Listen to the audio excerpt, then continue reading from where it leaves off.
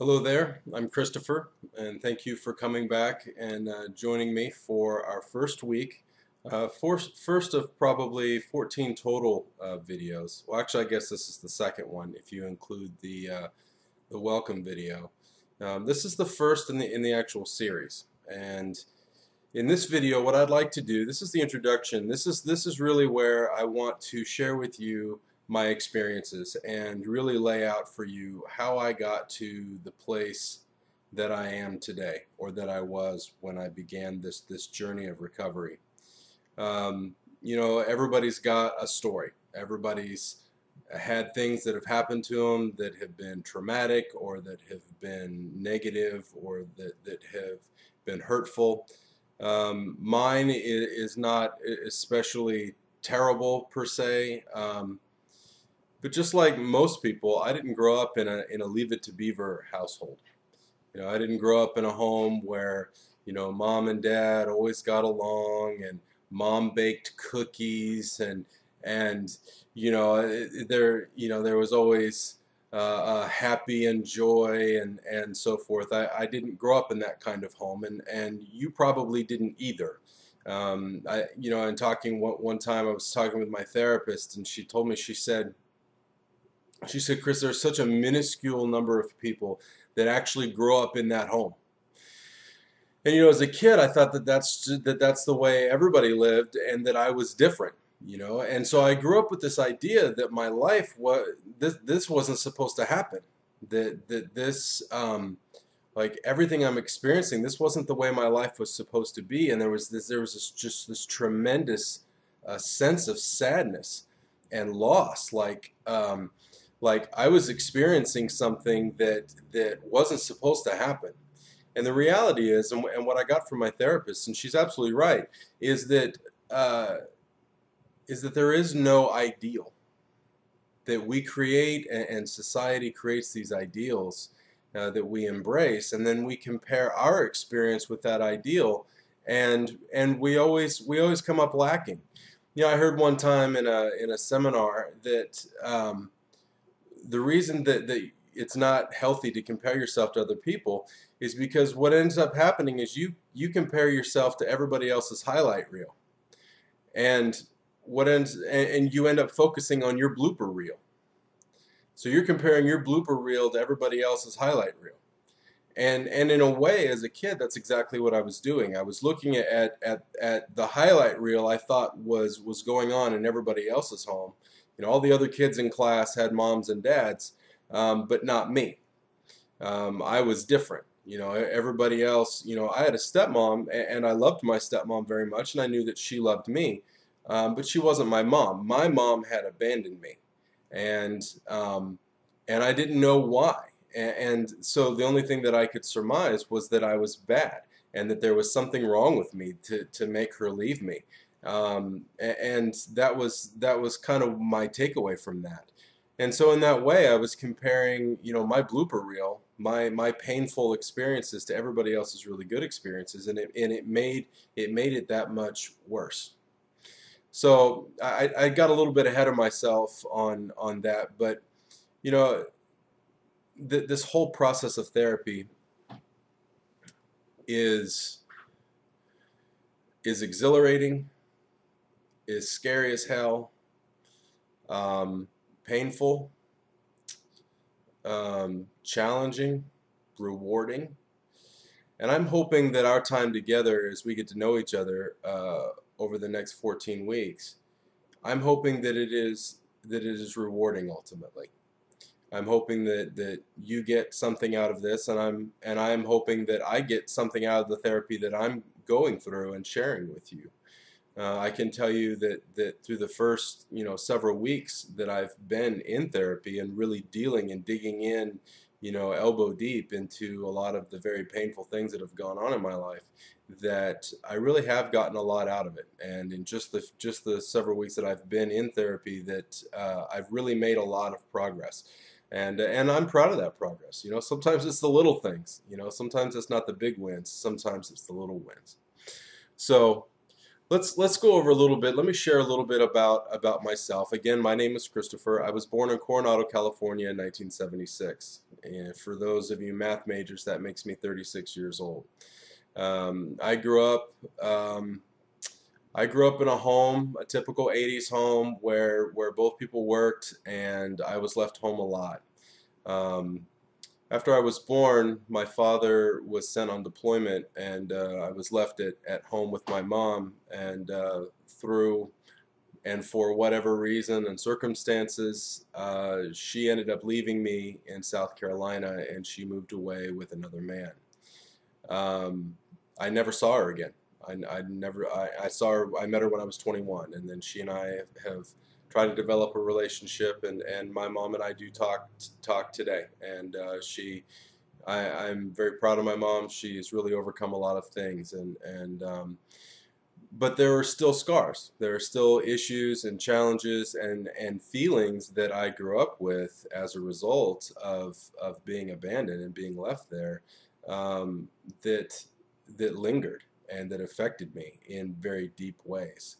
From the age of about 2 to 4, my grandparents raised me with the help of my aunt and uncle, and then from about 4 until about 9, my life was like any typical kid, except for the fact that I had a severe stuttering problem.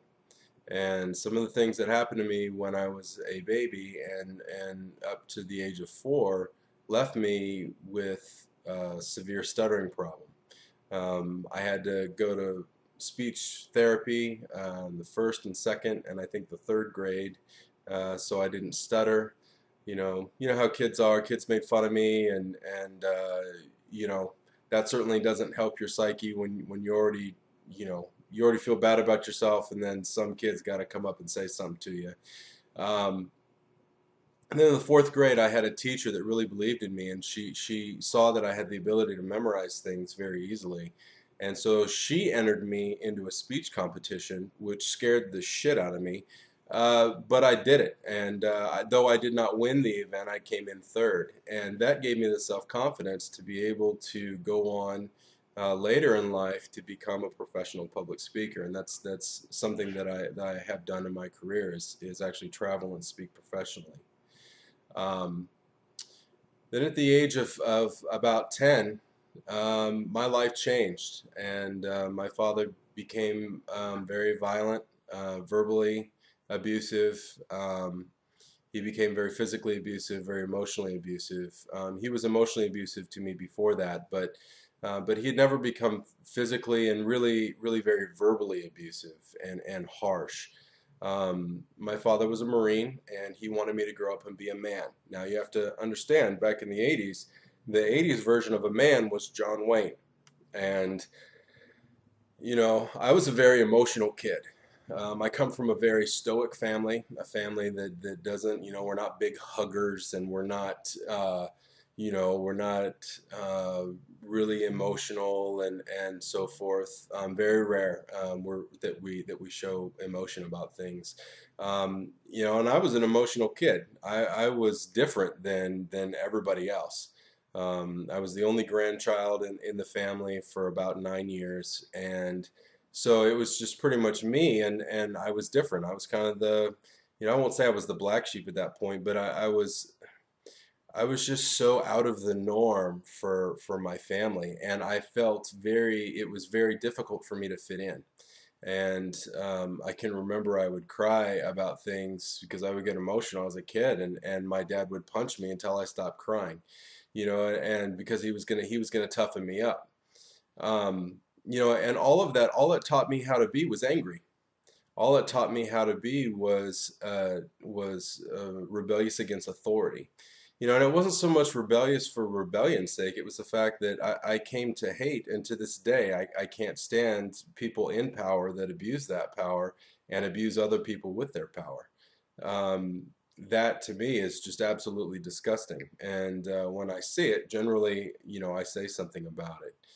Um, so growing up the way that I did, I ended up with severe fear of abandonment issues. Over the course of my life, every single woman that has ever meant anything to me and really been very special to me in an intimate way. Not by intimate, I don't necessarily mean in relationship like spousal or sexual or like that, but just intimate, just close. Um, they've all left for one reason or another. And um, so going through my life and having all of these people abandon me, either physically or abandon me emotionally, or, it taught me some very bad lessons. Unfortunately, I was so self-conscious and had such a low self-esteem that my first thoughts were that this has got to be me. There's got to be something wrong with me that causes all of these people to want to leave. And it wasn't just females that left. It was also male influencers too that left. And it was, I can't tell you how terrible it was being a teenager, being full of anger and being full of just having low self-esteem and being abused, not being able really to do anything about it. At the age of 13, things in my family were pretty tumultuous, and I went to go live with my grandparents again for about 3 years, between I think it was 13, 14 years old up until 16. And my during that time period, my grandmother was absolutely convinced that I was on drugs just because I was acting crazy. And I was not the normal Christopher that she knew. I was just being crazy. She's convinced I was on drugs. Now, the reality is I was not on drugs. I've never taken drugs. I've never had any drugs in my body at all, not even pot, not one time. It's never really been my thing, and so I never got into it. But she was convinced that my behavior was just too crazy not to be drugs. So she took me to a counselor, and the counselor evaluated me. A therapist actually evaluated me, and what he came up with was that I was clinically depressed. And what happened was he put, based on the abuses that I had experienced and the abandonment and the different things that had gone on in my childhood, that I needed to be on Prozac. So at that point in my life, I was overweight. I was a loner. I was not good in school. I almost flunked out my freshman year. I'd skip school. I would get myself in trouble. I would get suspended. I was just generally screwed up from top to bottom. And so he put me on Prozac, and the Prozac helped. I lost weight. I started working out. I started being active. I started playing football. I started going out more. Then I kind of bloomed and came into my own my sophomore year, and girls started to notice me, and so I started dating. And boy, I really found girls very interesting. And my grades improved.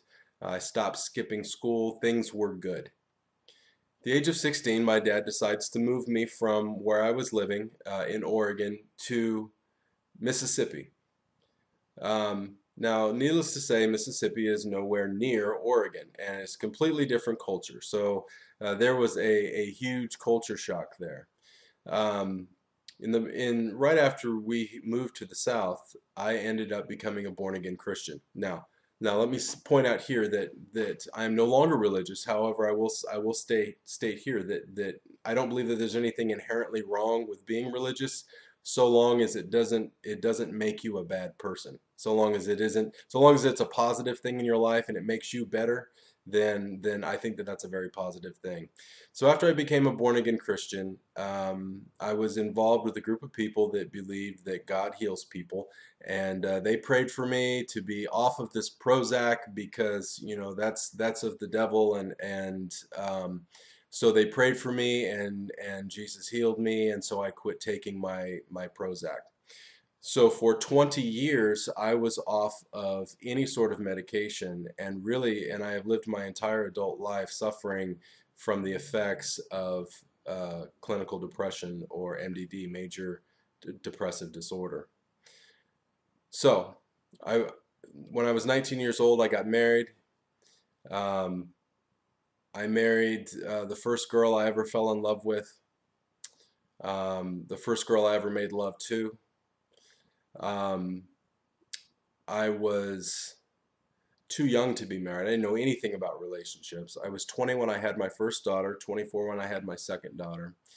My marriage after about the first year was never good, and we were married for 16 years. Now, that's not to say that didn't have its bright spots, but for the most part, it was very difficult. It was very challenged. It was for about the last 5 or 6 years. It was really just a loveless relationship. My ex-wife and I were separated for almost 2 years at one point, and before finally in 2011, we just decided to call it quits. Um, being married to someone with depression, I'm sure was not easy for my ex-wife. And since our divorce and since I've begun therapy, I have contacted her and apologized for my part of what happened to our relationship. But there were so many different things, and I'm not going to go into all the specifics because, frankly, you probably don't care to hear them. Um, it was very, very difficult. So let me just say that if you're in a marriage, you're in a relationship, and you are depressed or your partner is depressed, then I want you to know that somebody needs to get help, number one, for the depression, and then once the depression is dealt with and under control, either through medication or therapy or both, I would encourage the both of you to get together and do couples counseling and see if you can't put it back together. Unfortunately, I didn't come to the realization that I was as messed up as I was until 2 years after I was divorced. And the situation that occurred later in my life was also the failure of a relationship. Now, I had been in a relationship for almost 2 years with a wonderful young lady who is beautiful, and she's smart, and she is talented, and she's career minded, and she is a wonderful mother. She has her finances together. She has a career. She is finishing her bachelor's degree. She is like literally the perfect woman. She is everything I've ever wanted in a woman. And I completely screwed the relationship up because I allowed my depression, and I allowed my fear of abandonment, and I allowed for all of these things to affect my thoughts, which affected my emotions, which affected ultimately my behaviors. And I said and did things by omission and commission that I should not have done. And at one point, she just said that she was tired of it, and that she was going to move on, and that she was going to move on without me. Um, and that right there was what threw me into a state of panic. I had a panic attack that I had never had before. It lasted probably 30 minutes. I shook and cried, and I unraveled. I had probably 20 years of guilt and shame and heartbreak over things that I had done and said during my marriage and before I got married, and then through my relationship with this young lady, that all of it hit me at the same time. I mean, it was like a Mack truck hit me at 80 miles an hour, and I just didn't stand a chance. And I fell apart, and it was very, very painful. I fell into, if I could describe it, it would be like falling into a hole of blackness, and the blackness just crushes you and suffocates you, and no matter what you do, you can't get out of it. And it goes beyond fear into the realm of terror. Um, I had never been alone in my life, not at any point. I went from dating a girl in Oregon to dating a girl in Mississippi to dating my wife, to being married to my wife, to being divorced from my wife, to dating this young lady.